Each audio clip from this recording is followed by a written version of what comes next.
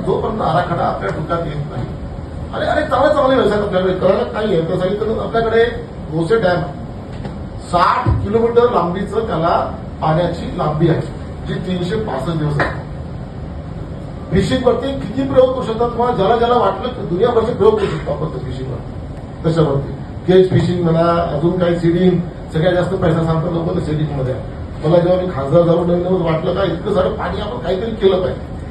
ते काय त्याच्या मागे लागून सुधीर भाऊकडे जर गेलो त्या लक्षात असं आलं की आपली जी रेग्युलेशन्स किंवा त्याच्या गाईडलाईन्स असते ते गोड्या पाण्यासाठी गाईडलाईनच असतं पाहिजे कुठेच नाही महाराष्ट्रामध्ये.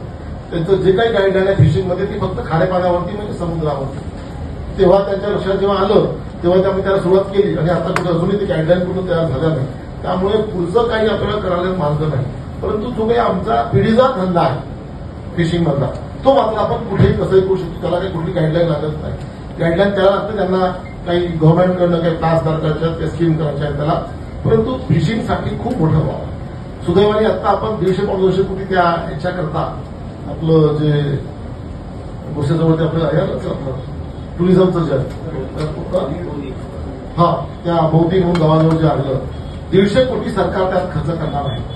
सगळ्या प्रकारचं इन्फ्रास्ट्रक्चर सगळं उभं करून आपण टुरिझम सेंटर म्हणून उभं करणार आहे बोटिंग गेटिंगच्या त्याच्यात आपण दुसरा एक त्यांनी छान प्लॅन केलेला आहे की म्हणजे प्रायव्हेट बोर्डवर सुद्धा तुम्हाला काम करता येणार आहे की तुम्हाला लँड मिळेल अजून काही तिथे मिळू शकेल त्यात तुम्हाला काही उद्योग करता आले तर निश्चितपणे या अशा पाण्याचा साठा उपलब्ध असलेल्या त्या काठावरती तुम्ही कुठलाही व्यवसाय करा त्याला टुरिझमसाठी तर मला वाटतं जर खरं त्याला काही करायचं असेल तर निश्चितपणे काही चांगलं होऊ शकेल. येणाऱ्या काळामध्ये आमच्याकडलं जे फॉरेस्ट आहे तुम्हाला आता माहिती असेल तर नागझिरा की one of the best forest आहे फॉरेस्ट म्हणून.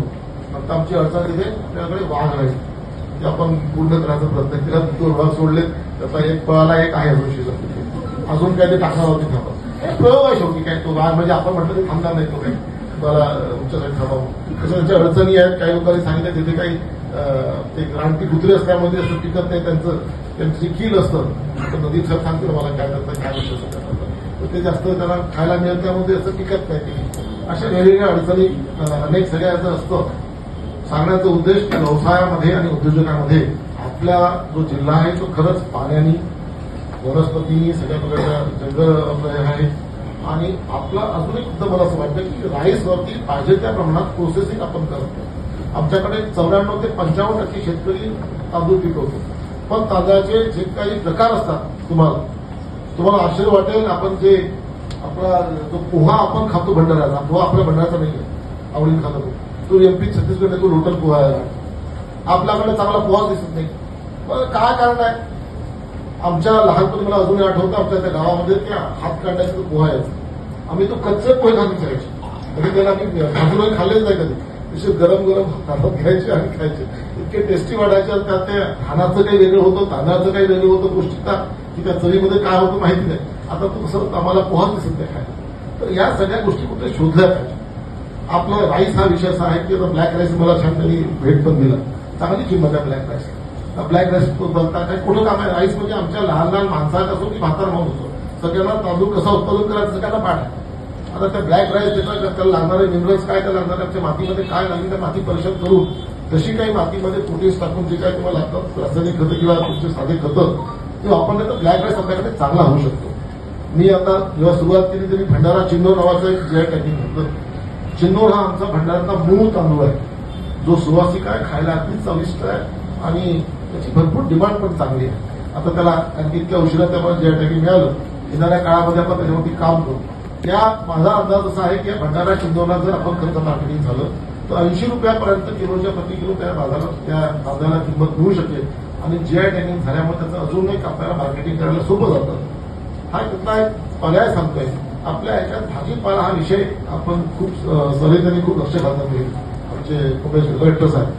भाजीपाल्याच्या फक्त मुख्य त्याच्या अडचणी आहेत की बंदर आणि काही जे टुकर वगैरे येतात त्याच्यासाठी तर कंपाऊंडिंग करून जर आपण एक असे प्लॅनिंग केलं सहकार तत्वावरती करून काही उद्योग केले किंवा सहकारी शेती बेसिसवर शेती जर केली आपण आमचे राजू कृपात्री त्यांना त्याचं चांगलं माहिती आहे सहकारी शेतीवर तर ह्या अशा याच्यामध्ये आपण एकत्रितपणे केलं तर आपण छान काही फळबागा काही आपण हे उद्योजकाचे प्रकार आहेत. हे सगळे उद्योजक म्हणजे फक्त इंडस्ट्री टाकली आणि मोठी आणि म्हणजे काम झालं असं नाही आहे.